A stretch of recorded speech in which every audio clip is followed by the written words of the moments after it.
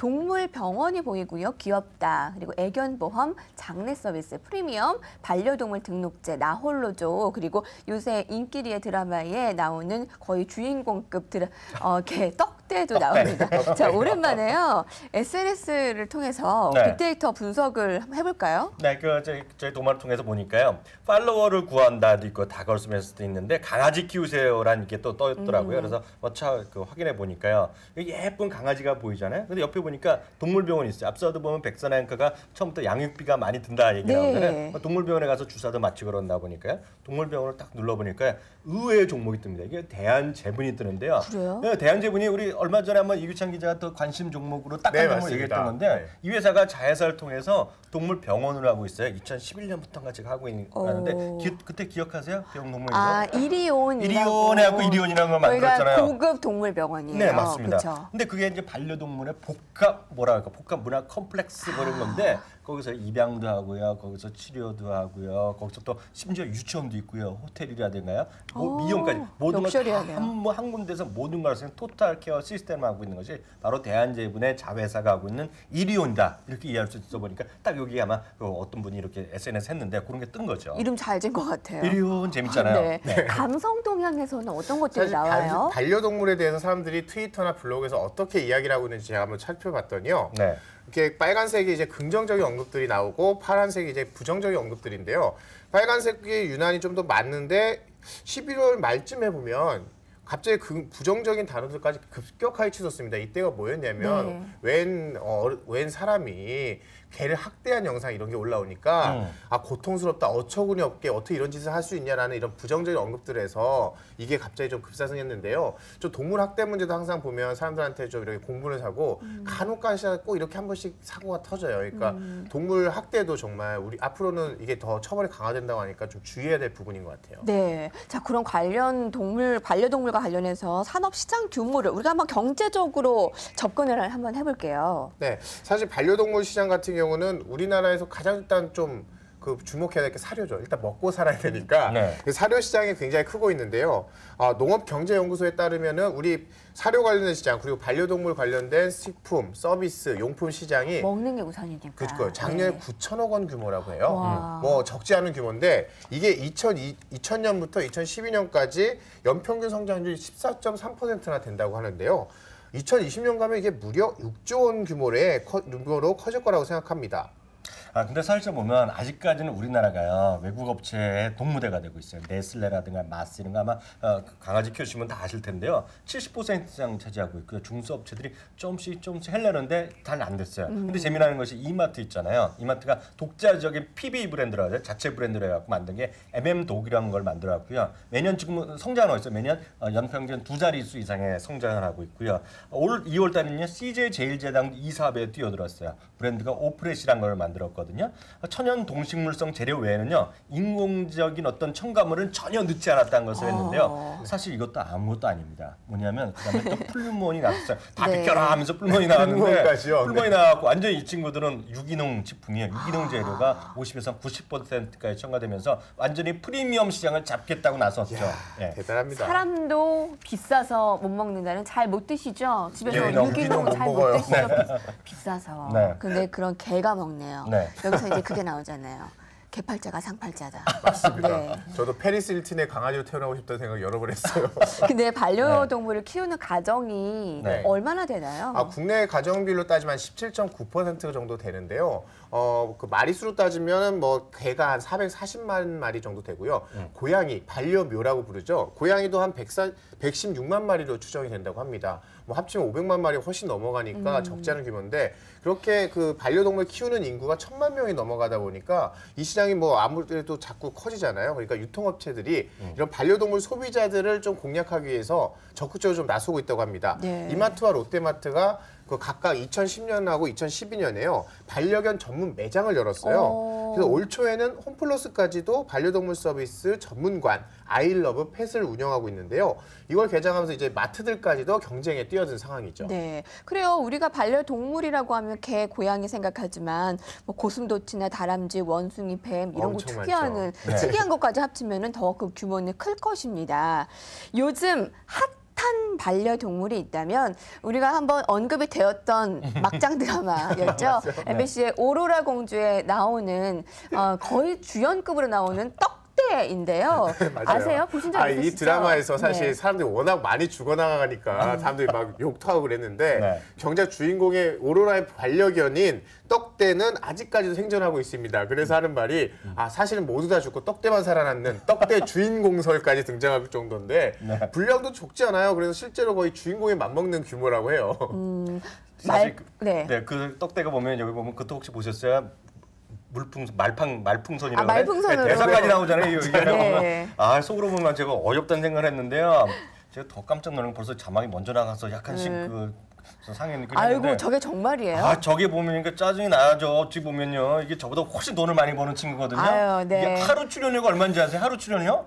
하루 출연료가 50만 원이에요. 근데 완전 매일은 안 나오는데 하루에 아니 일주일에 거의 매일 나와요 진짜. 그러니까 일주일에 제가. 5번이면 네. 아주 계산 간단하잖아요. 50 곱하기 5 하면 250만 원이죠. 250면 한 달은 4주잖아요. 곱하기 넷 하면 얼마예요? 아주 단순한 계산입니다. 한 달에 1,000만 원 버는 친구가 바로 떡대다. 이렇게 아니, 얘기를 저는 하거든요. 여기 출연하면서 단돈 100원도 못 받아서 도토리 하나도 못 받는데 1,000만 원이요? 그러니까요. 너무 부러운데요. 그러니까 아까 제 말이 맞죠? 그렇죠. 근데 그래서 저희가 오늘 얘기를 할 부분이 대한민국 스타 견공들이 있잖아요. 네네. 그래서 1위부터 3위까지 한번 순위를 살펴봤는데요. 아까 떡대가 1회 출연료가 50만 원이고요. 네. 그리고 개그 콘서트의 브라우니 물어 쟤는 또 진짜 아니, 개도 아니야. 쟤는 그냥 사료도 안 인형이야 먹잖아요. 또. 그리고 6개월에 4천만 원. 저 4천만 원 누가 갖는 거예요 도대체? 그리고 저 인형이 많이 팔려가지고 그 수입도 대단했을 거예요. 네. 그리고 1박 2일에 예전에 상근이는 아마 많이 좀 늙었다라고 하던데. 맞아요. 네. 사실 오로라가 떡대는요. 사실 컷마다 끊어서 찍느라고 좀 고생 좀 해요. 네. 사실 뭐 이렇게 촬영하기 쉬운 일은 아닌데 상근이는 그냥 1박 2일 가서 그냥 먹고 놀고 그냥 놀았어요. 놀고 왔는데 출연료 40만 원씩 받고. 그런데 좀 늙어서 이제 출연이 중단이 됐고 그래서 뭐 연예인으로 치면 뭐 은퇴했다 이렇게 할 수 있겠죠. 그래. 근데 아까 그 떡대가 이제 CF도 곧 찍을 거예요. 네. 부러워요. 우린 지금 우리 갑자기 한탄스럽네. 분위기가 오늘 왜 이래요? 우리가 좀 네 발로 좀 걸으면서 CF라도 찍어야 될 것 아, 같아요. 이게 반려견을 이렇게 보다 보니까 반려동물의 영향력이 정말 대단하다는 걸 느끼게 되는데 사료나 미용 수준이 이제 아니에요. 그거 아니죠. 완전 네. 산업유로 돼갖고요. 네. 미국 얘기 잠깐 해드릴까요? 1994년에는 연간 규모가 한 140억 달러 수준이었거든요. 대단하네요. 그거가 대단한 건 아무것도 아니죠. 벌써 20년이 되잖아요. 네. 2013년 올해 기준을 보면요. 지금 그래프가 나오잖아요. 무려 550억 원으로 예상이 되고 있어요. 그러니까 나날이 거의 성장하네요. 20년 만에요. 거의 3배 정도, 3배도 네. 훨씬 4배 가까이 늘어나는 것인데요. 분야를 보면요. 역시 사료 분야가 한 340억 달러가 되고요. 그리고 서플라이, 각종 이제 뭐 물품이나 옷 같은 거 이런 것들이 130억. 그리고 입양, 분양이라고 그러잖아요. 그게 한 20억 달러 되고요. 나머지 또한 140억 달러가 우리 가축병원, 수의사 그런 분들 하는 그런 그 영업하는 네. 병원 하는 거가 시장이 되는데 더욱더 요즘 핫한 트렌드 하나 얘기해 드리면요. 지금 우리도 이제 어르신들이 돌아가실 때면 호스피스 이런 서비스 많이 네, 하잖아요. 네. 봉사하시는 분들이요. 강아지들 갈 때 편안하게 마음 놓게 가져서 그 수의사 쪽에서 요즘 새로운 비즈니스 뜨는 게 호스피스 사업입니다. 제가 네. 예전에 강아지랑 병아리 키웠을 때 그리고 또 햄스터도 키웠거든요. 네네. 다 이제 앞마당에 이렇게 고이 묻어줬던 게 생각이 맞아요. 나는데 요새는 이제 그런 개념이 아니라면서요. 요즘 그렇게 앞마당에 잘못 묻으면 큰 집 가요. 진짜요? 큰 집 가요. 그거 법으로 그러면은- 금지되어 있습니다. 사실 막 네. 이제 길게 한 10년 이상 같이 살다 네. 보니까 뭐 이제 반려동물이 아니라 거의 가족과 같은 존재가 되잖아요. 그러니까 네네. 가는 길 좀 더 편하게 보내주고 싶은 마음 때문에 네. 이제 장례 업종이 뜨고 있는데요. 비용도 한 20만 원에서 많게는 400만 원 거의 400만 원이요? 네, 사람 장례 비용처럼 들어요. 그런데 그러다 보니까 신종 직업도 뜨는데요. 이른바 반려동물 장례 지도사라는 직업이 있습니다. 장례 지도사에 별게- 정말 있는 거예요? 별게 다 아까 저 있네요. 이항영 의원님 말씀하신 대로 이제 네. 앞마당에 묻으면 잡혀가요. 이게 뭐냐면 잡혀가니까요. 네. 2007년에 동물보호법이 개정되면서 네. 반려동물을 사실 함부로 어떻게 처리하게 되면은 네. 처벌을 받게 되니까 이 직업이 생겨서 이제 반려동물 이제 장례 지도사들이 이렇게 잘 장례를 해주는 이런 일까지 생겼죠. 말이 나온 김에 제가 하나 얘기해드리면 혹시 비즈니스 하실 분요 관심 있게 들으시면 좋을 것 같아요. 일본에서요 가장 핫한 이런 펫 비즈니스에서 가장 뜬 거예요. 그래서 이동하면서요 네. 애견 장례업을 해주는 거예요. 아. 그게 정말 있는 회사예요. 재팬 펫 세리머니라고요. 일본의 동경에 본사 있는데 2004년에 생겼거든요. 지금 전국 각지에 프랜차이즈를 줘갖고요. 무려 280개의 가맹점을 했는데요. 냄새도 하나도 안 나고요. 연기도 안 나게 하는 것을 이동하는 차량 갖고 거기서 완전히 장례 화장을 치러주는 거예요. 그래서 이게 완전 보면 반려동물의 장례에 새로운 지평을 열었다 하면서 완전 모범 사례로 지금 얘기가 많이 되고 있죠. 사실 그러다 보니까 이걸 화장장이라든지 납골당도 있고요. 애완동물의 이제 그 사체를 해서 납골당까지 생겼어요. 네. 그리고 뭐 상조회사까지 생겼는데 이런 뭐 6개 업체가 지금 장례식장하고 운영을 하고 있고요. 반려동물 전문 상조회사 같은 경우는 뭐 요즘에 속속 늘어나고 있어서 앞으로도 굉장히 성장하는 비즈니스로 주목을 받고 있죠. 네. 시각은 각각이에요. 뭐 가족이니까 그렇게 해주는 게 맞다. 또 내 팔자보다 낫다. 뭐 이런 등등의 시각이 내 팔자보다 있습니다. 낫다가 공감되네. 관련한 법규나 그런데 규정들을 여러분들께서 잘 아셔야지 내 반려동물을 더 소중히 키울 수 있습니다. 이글찬 기자가 좀 소개를 해주세요. 예, 사실 반려동물 등록제라는 걸 잘 모르시는 분이 많은데 뭐 길 가다 애들 이쁘다고 아무나 데려다 키울 수 없잖아요. 그렇죠. 그렇듯이 반려동물도 이제 등록을 하는 게 의무화 돼 있어요. 네. 이게 올해부터 실행이 됐는데 사실 전국에서 인구가 10만 명이 넘는 도시에서는요.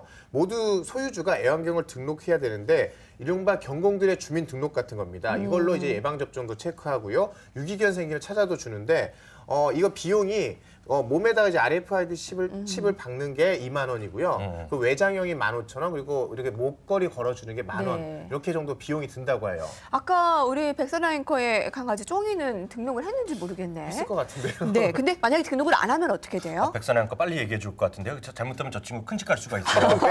왜냐하면 지금 보면 농담이 아니라 네. 12월까지는 계도 기간이에요. 이제 이번 달. 네, 계도 네. 기간이 맞아. 올해 이번 달 며칠 이번 안 달 됐는데 얼마 안 남았어요. 이걸 안 하잖아요. 지금까지 그냥 해주고 있는데 내년부터 걸리잖아요. 그래갖고 누가 잡으러 다닐지 몰라요. 그럼 바로 100만 원 그 벌금 나거든요. 아유, 네, 그러니까 미안하네. 요즘 보면 세수가 부족하니까 주차 그 자동차 뭐 길가에서 많이 잡잖아요. 네. 되게 많이 밟아잖아요. 내년에 갑자기 또 누가 얘기하면요 강아지만 잡으러 다니는 사람 있을 거예요. 맞아요. 길 진짜 가다가 그러겠네. 뭐 검문하겠습니다. 강아지 이렇게 스캔해보고 이러는 거 아니에요? 바로 걸리죠. 개파라치, 네, 차파라치가. 개파라치. 네. 자, 이 동물을 등록할 때 이제 이거를 씹는 게 RFID 칩을 씹거든요. 네, 네. 이걸로 등록을 하는데 이걸 원래 지자체가 일괄 구매해서 그 수수료를 받고 해줘요. 그러다 보니까 RFID 칩 업체들이 좀 불만이 많은데 중국산을 또 갖다 썼는데 이게 넣었더니 부종이 생기고 이렇게 부작용이 생겨서 네. 동물 가지신 분들이 저게 속상했던 일이 있는데요. 네. 저는 이게 규제를 가지고 이게 또 산업으로 키울 수 있잖아요. 그래서 KT가 어떻게 했냐면 10월부터 반려동물 케어 서비스라는 걸 내놨어요. 그래서 NFC 칩 가지고 인식표에다 부착을 해서 강아지 등록도 해주고 네. 그리고 뭐 동물병원 같은 것도 연계해주면서 이렇게 서비스를 하고 있고요. 저 혹시 이 RFID 칩 업체들 혹시 수혜를 보지 않을까 몇 네, 백만 네. 마리가 되니까 그래서 알아봤더니 뭐 AD칩스, 누리텔레콤 뭐 이런 데가 있는데 다 적자더라고요. 그래서 좀 이런 업체들이 나중에 보면은 RFID 칩 가지고 좀 수혜를 볼 수 있지 않을까 하면 좀 관심도 가져보고 의무화가 되니까 지금은 절반도 안 등록했는데 여러분 서두르셔야겠습니다.